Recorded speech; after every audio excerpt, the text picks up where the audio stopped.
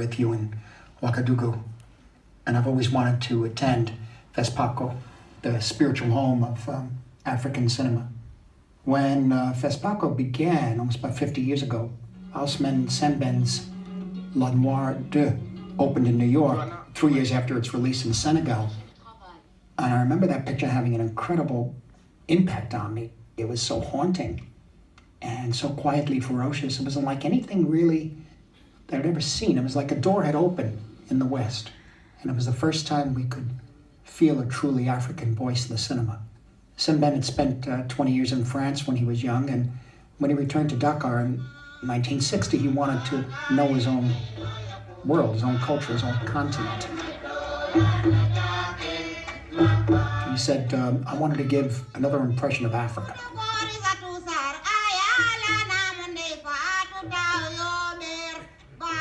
By the mid-70s, African cinema had really started to flourish. The films of Youssef Chahine, Shadi Abdel Salam, Medhondo, Jibril Diop Mambeti, Safi Faye, Idrissa Ouedraogo, Abdirahman Sissoko, Mahamat Saleh Haroun, the great Souleymane Cissé, and many others have inspired filmmakers around the world. There's such a range of voices from every corner of the African continent. It's almost 3 times the size of the United States. Over 50 countries, 800 languages, nearly 300 filmmakers just in the French-speaking, the Francophone countries alone.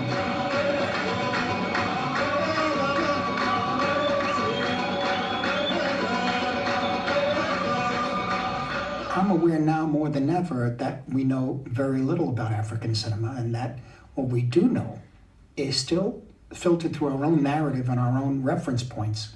And that's why we at the World Cinema Project are proud to join forces with our partners, FAPECI and UNESCO, on a new endeavor called the African Film Heritage Project.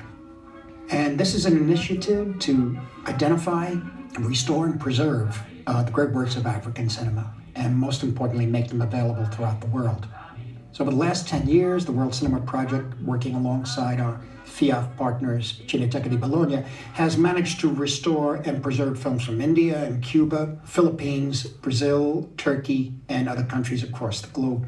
In the particular case of African cinema, restoration and preservation is really only half the battle. I mean, African films need to be seen by the audiences they were intended for, the African people.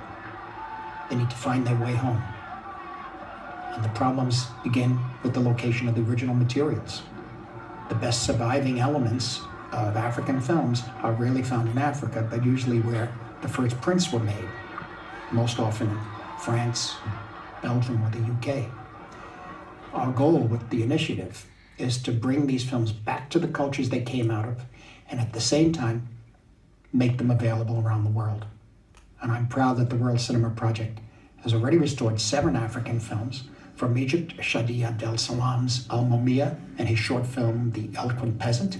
From Morocco, Ahmed Al-Manouni's Trances and Al Yam Al Yam. From Senegal, Jibril Diop Mambeti's Tuki Buki. And 2 pictures from Ousmane Sembène, Barum Sarat and La Noire 2.